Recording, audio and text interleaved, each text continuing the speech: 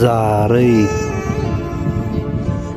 موږ عجیب خلک یو، عجیب غوندې کارونه کوو، د خپلو وروڼو جنګ ته خاندو او هوسونه کوو.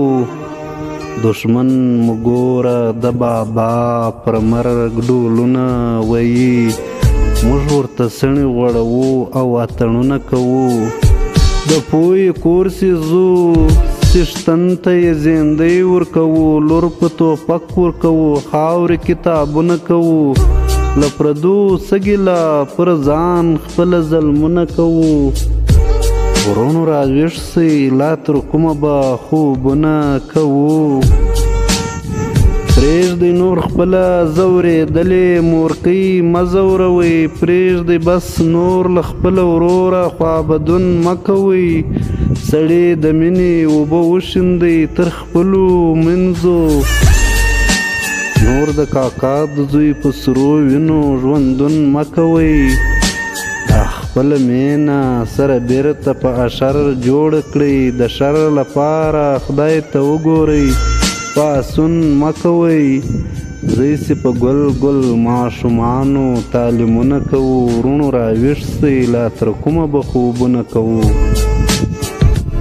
تنکي ګلان به مو تر کومه کاغذان ټولوي، او په خپل کور کې به یوه ګوله ډوډۍ نه لري.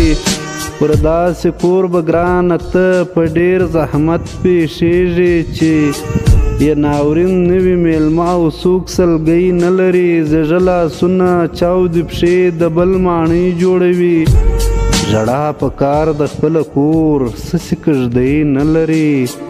تر توره مودا ده له یو بله نفرتونه کوو، وروڼو راویښ سئ، لا تر کومه به خوبونه کوو. نور مو له خوندو مندو لوڼو منځې مه جوړوئ، چې تر ابده به چوپړ وئ، انسان به نه وي. لږ خو دا خپل سنګلوري هم تر نظر تېر کړئ په ځیر، داسې یو څوک هم پکې وینئ چې ودان به نه وي. درته زارۍ کوم ورکېږئ، پر خپل ځان وډار شئ، که نه وي ګوره د نړۍ پر مخ افغان به نه وي. بیا به لاس موږو پر تېر وخت به ارمانونه کوو، وروڼو راویښ سئ، لا تر کومه به خوبونه کوو. ګورئ تر څو چې دښمنان تر خپلو غوره ګڼو، تر هغه وخته به مو غرق کوي بیړۍ د ملت. لا په تر دې هم ویشل کېږو، ټوک ټوک کېږو، که موږ سره پیوند نه کړو د پرې زنځیر کړۍ د ملت.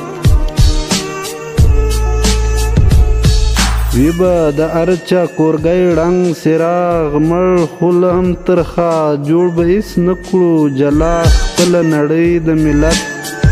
پر خپل حالات به بیا د اوښکو بارانونه کوو، وروڼو راویښ سئ، لا تر کومه به خوبونه کوو.